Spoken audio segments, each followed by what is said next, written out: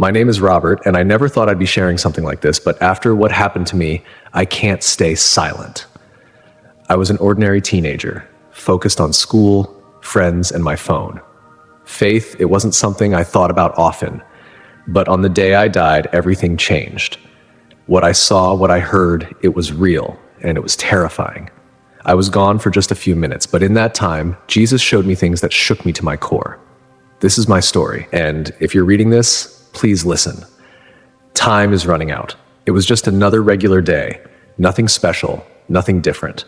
I woke up to my mom calling me for breakfast like she did every morning. I groaned, pulled the blanket over my head, and scrolled through my phone for a few more minutes before dragging myself out of bed. Just another Monday. I got dressed, grabbed my backpack, and headed out. The morning was cold, but I barely noticed.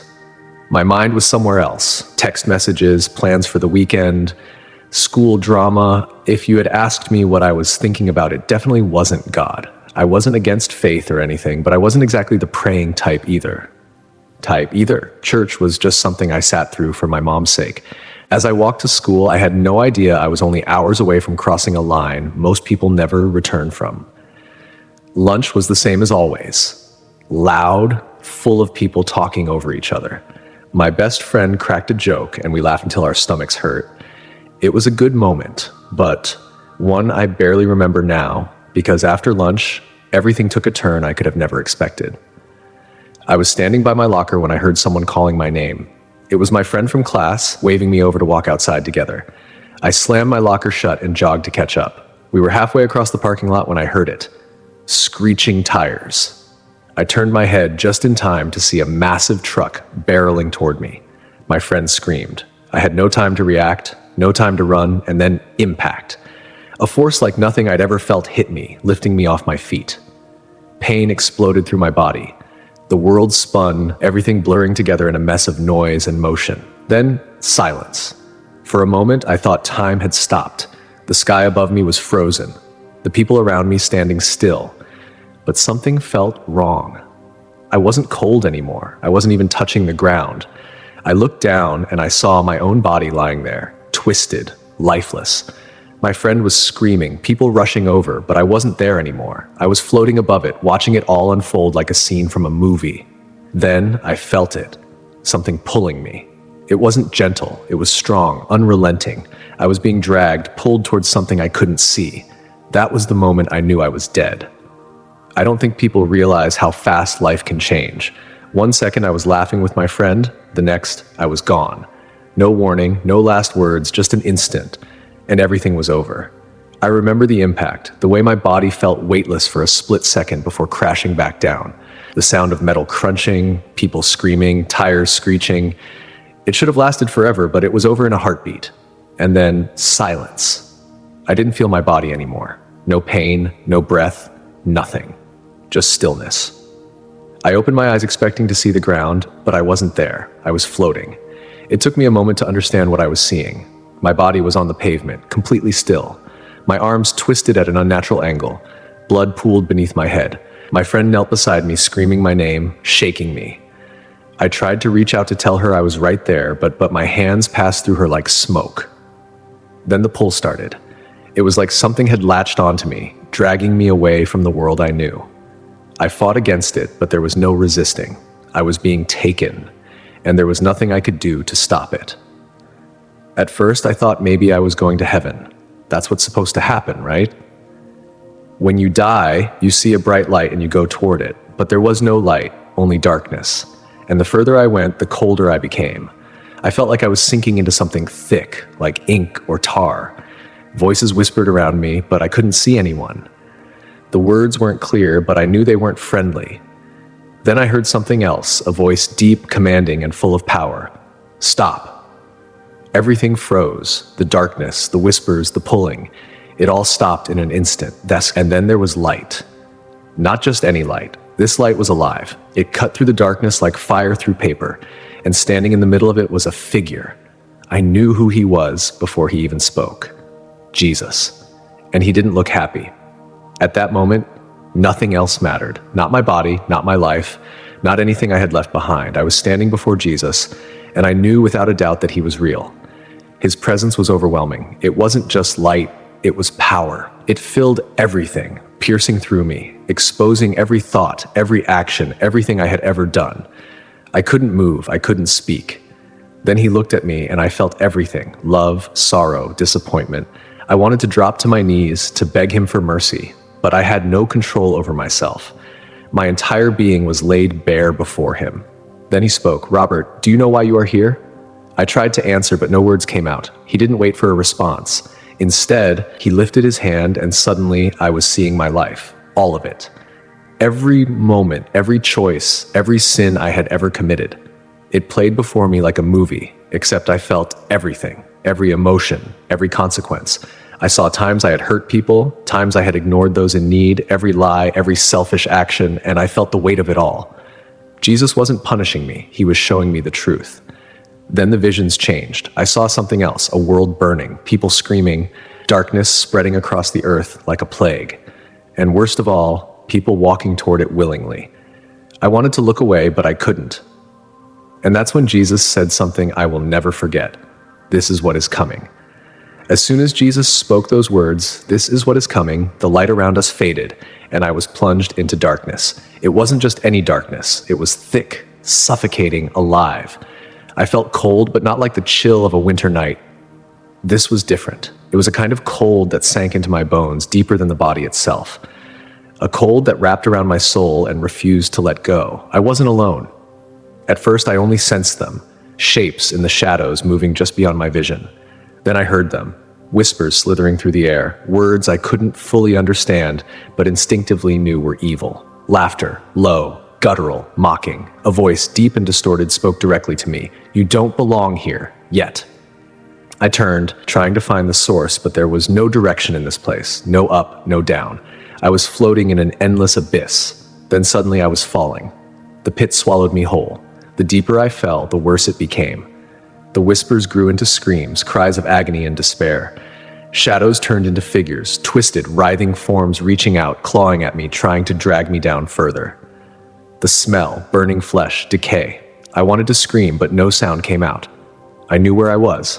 I had heard about it in church, but I never believed it was real. But there was no denying it now. This was hell. The screams were endless, layered on top of each other, never stopping. Faces appeared in the flames, some contorted in rage, others in sorrow. I saw people I recognized, some from school, some I had only met in passing. Their eyes locked onto mine, pleading, but I couldn't help them. Then I heard a voice I recognized. "Robert, help me." It was a friend, someone I had laughed with, hung out with, joked around with, someone who never took faith seriously, just like me. I saw his face. He saw me, and in his eyes I saw something I will never forget: regret. A pain so deep, so overwhelming that it swallowed every other emotion. I reached out instinctively, but something grabbed my wrist. "You cannot help them now, Jesus." He had pulled me out, and suddenly I wasn't in the darkness anymore. I was standing back in the light, but I wasn't relieved. My body shook and my breath came in ragged gasps. "Why?" I choked out. Jesus looked at me, his eyes filled with sorrow. "Because they chose this." I wanted to argue, to say that no one would choose that kind of suffering, but deep down I knew what he meant. People reject him. They live like none of it matters, and when their time comes, it's too late. The weight of what I had just seen crushed me. And then Jesus said something even more terrifying. "This is only the beginning." Even though Jesus had pulled me out of the pit, I still felt something lurking in the darkness. I wasn't safe. I could feel eyes on me, watching, waiting. It wasn't just one presence, it was many, dozens, hundreds, thousands. They hid in the shadows, just beyond the light Jesus had surrounded me with. I turned my head slowly, and that's when I saw them. Figures, dark, twisted, with hollow eyes that burned with a sick red glow. They weren't human, they were something else, something ancient, something evil, demons. Their bodies flickered like smoke, shifting and distorting, but their eyes never left me. They stood in a vast circle surrounding the light, unable to step inside. But I knew what they were waiting for. They wanted me back. I could hear their voices. Some laughed, some whispered, some mocked. Not yet, but soon. "You think he'll keep you forever? You're ours, Robert. You were always ours." I wanted to cover my ears, but the voices weren't coming from the outside. They were in my head, pushing into my mind, filling it with doubt, fear, and hopelessness. I looked to Jesus, desperate for answers, but his face was unreadable. "Do not listen to them," he said. His voice was firm, steady. "But why are they here? Why do they know me?" I asked, my voice barely a whisper. Jesus looked at me with sadness in his eyes. "Because every time you chose sin, they gained power over you. Every time you ignored me, they grew closer." I wanted to deny it, but I couldn't. I had ignored him. I had lived like none of this mattered, and now I was seeing the truth. The demons grinned. They knew that I knew, but Jesus wasn't done yet. He raised his hand, and the demons shrieked, recoiling. Some vanished into the void. Others stood their ground, still watching, still waiting. "You must understand, Robert," Jesus said, "the battle is not just for your body, it is for your soul." Then everything changed. The darkness faded, and suddenly I was standing before something massive. It stretched endlessly in both directions, tall, golden, radiating pure light, the gates of heaven. The moment I saw them, I felt something I couldn't describe, a pull like my very soul was being drawn toward them. It wasn't just a place, it was home. But then I saw the other side. A shadow spread across the horizon opposite the gates. It was deeper than darkness, stretching outward like a void. And from inside it, I heard the wails of countless souls. The contrast was unbearable. Light and warmth on one side, cold and suffering on the other. I turned back to Jesus, but he was already walking forward. I followed as we approached. I saw people streaming toward the gates. Some were walking with peace, some were hesitant, some were being pulled away. A force, invisible but unstoppable, dragged them back into the shadows. They screamed, begging, pleading, but the gates did not open. They clawed at the ground, at the air, at anything to hold on. I stepped back, shaking. "Why?" Jesus looked at me, his face filled with sorrow. "They never truly knew me. I couldn't believe what I was seeing. But they're calling your name. They're praying." Jesus nodded. "Many use my name, but few truly follow me. Their hearts were far from me." The gates stood firm. Those who belonged walked through with peace. Those who didn't were taken, and I couldn't do anything but watch. I turned to Jesus, my mind racing. I had known about him my whole life, but I had never really known him. And now, here he was, standing before me, more real than anything I had ever experienced. His eyes, I will never forget his eyes. They weren't just looking at me, they were looking through me, past my words, past my excuses, straight into the deepest parts of who I was. And for the first time, I understood what it meant to be fully known. I couldn't hide. Every lie, every sin, every time I had ignored him, he saw it all. And yet his eyes were filled with love. Not anger, not hatred, not disappointment. Love, overwhelming, unconditional, all-consuming love. I couldn't handle it. I dropped to my knees, unable to speak. Jesus stepped closer. His voice was gentle but filled with authority. "Robert, do you know why I brought you here?" I shook my head. I don't know." He reached out and suddenly I saw flashes. Images, memories, times when I had ignored his voice, times when I had chosen my own way instead of his, times when I had hurt others, when I had turned my back on him. I wanted to look away, but I couldn't. "Because I love you," Jesus said, "and I do not want you to be lost." Tears streamed down my face, "But I don't deserve this. I failed so many times." Jesus smiled. Jesus smiled. "You were never meant to be perfect. You were meant to follow." And in that moment, I understood. It wasn't about earning my place. It was about choosing him. Jesus took a step back, and suddenly the ground beneath us shifted. The sky darkened. The air grew heavy. And then I saw it, the future. The earth split open. Fires raged, storms tore across cities. I saw people running, screaming, crying out for help, but no one was listening, no one was coming. Destruction spread like a wave, covering everything in darkness. People fell to their knees, some in prayer, some in despair. And in the midst of it all, I saw figures, twisted demonic beings, moving through the chaos, whispering lies, leading people further into the abyss. I turned to Jesus, my hands shaking. What is this?" His voice was heavy. "What is to come if they do not turn back?" Terror gripped my heart. "But people don't know. They don't understand." Jesus nodded. "That is why I am sending you back. I didn't want to go, not after what I had seen. But then Jesus has said something that sent chills down my spine. Tell them, warn them, because soon the door will close." As soon as Jesus spoke, the vision before me changed. I was no longer looking at fire and destruction. I was looking at people. Regular people, living their lives as if nothing was wrong. They were laughing, eating, working, scrolling on their phones. Everything seemed normal. But then I saw what Jesus saw. Sin wasn't just around them, it was inside them. I watched as people gossiped, their words turning into dark smoke that wrapped around the ones they spoke about, suffocating them. I saw greed. Men hoarding money, ignoring the cries of the poor, their hands dripping with something thick and black. I saw lust, pulling people into chains without them realizing it. I saw lies slithering like snakes from people's mouths, wrapping around the ones they deceived. And worst of all, no one seemed to care. They laughed, they lived, they ignored the warnings. Then Jesus raised his hand, and I saw something that made my heart stop. People were marked. Some had light radiating from them, pure and strong, but others, their foreheads were stained with darkness, an invisible seal that only I could see.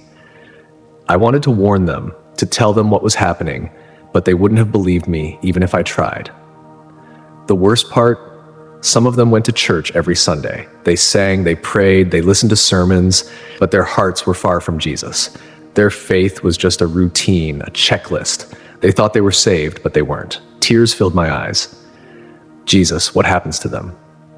His voice was firm. Unless they turn to me with their whole hearts, they will not enter my kingdom.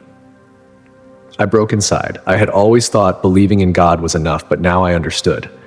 It's not just about knowing his name, it's about knowing him. Suddenly, the vision faded, and I saw something new. A massive book floated before me, glowing with heavenly fire. I knew what it was before Jesus even spoke. The Book of Life. The book that contained the names of those who belonged to God, the ones who were saved. I held my breath as Jesus opened it. Pages turned one after another, covered in glowing names. Names of people who had surrendered their lives to him. Some I recognized, family members, people from my church. But then I saw the blank spaces, empty spots where names should have been. People who thought they were saved, people who had been good, who had gone to church, who had believed in Jesus, but had never truly surrendered. My hands shook. Jesus, why? His voice was heavy. They never gave me their hearts. They called my name, but they never followed me.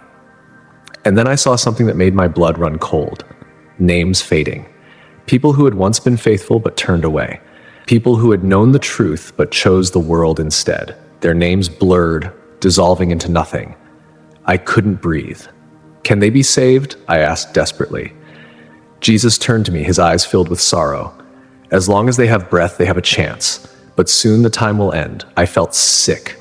How many people think they are saved but aren't? How many have no idea that they're on the edge of losing their eternity? And then Jesus showed me something worse. I turned, and suddenly we were no longer alone.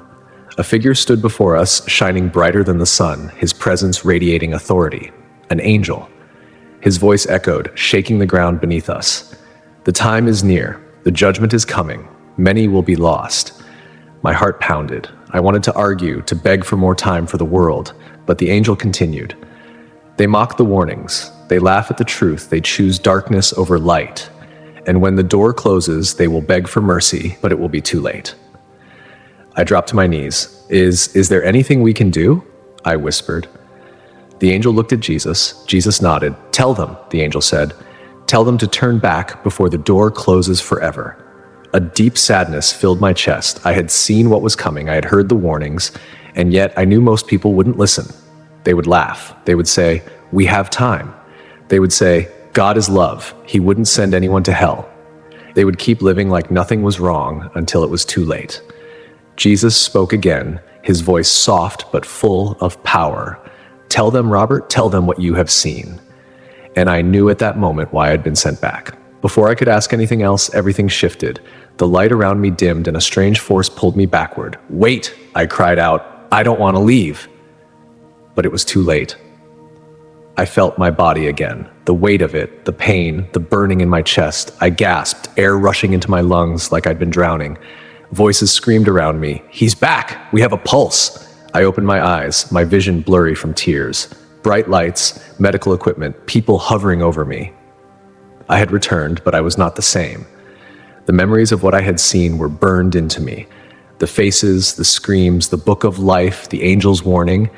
I tried to sit up, but a nurse pushed me down gently. Robert, stay still. You were gone for 3 minutes. 3 minutes. That was all it took to see eternity. I looked around, desperate to tell them what had happened, but no one would understand. They would just think I had a hallucination. But I knew the truth. I had been given a second chance. Not for myself, for them. For everyone who needed to hear this before it was too late. And so, as soon as I could speak, I began to tell my story. Because Jesus is real, heaven is real, hell is real, and time is running out. The days after I came back were the hardest. I couldn't sleep. Every time I closed my eyes, I saw flashes of what I had witnessed. The souls screaming, the book of life, Jesus' eyes filled with sorrow. The weight of it all crushed me. I tried to act normal around my family, but I wasn't the same person anymore. How could I be? Before, I cared about meaningless things. Social media, what people thought of me, entertainment. Now, none of it mattered, not after seeing what was coming. My parents thought I was just traumatized from the accident. My friends joked that I had been touched by heaven and laughed it off. No one understood. I tried explaining, but their eyes glazed over, like they weren't ready to hear it. That's when I realized the real battle. It wasn't just what I saw in eternity, it was what was happening on earth. People weren't rejecting God because they hated him. They didn't care. They were too distracted, too caught up in their own lives to notice how much time was slipping away. And that terrified me more than anything, because that's exactly how the people I saw in hell had lived. Ignoring the warnings, thinking they had time. I had been given a second chance. I had seen the truth, and I couldn't waste it. Jesus didn't bring me back just to go back to my old life. He brought me back for a reason.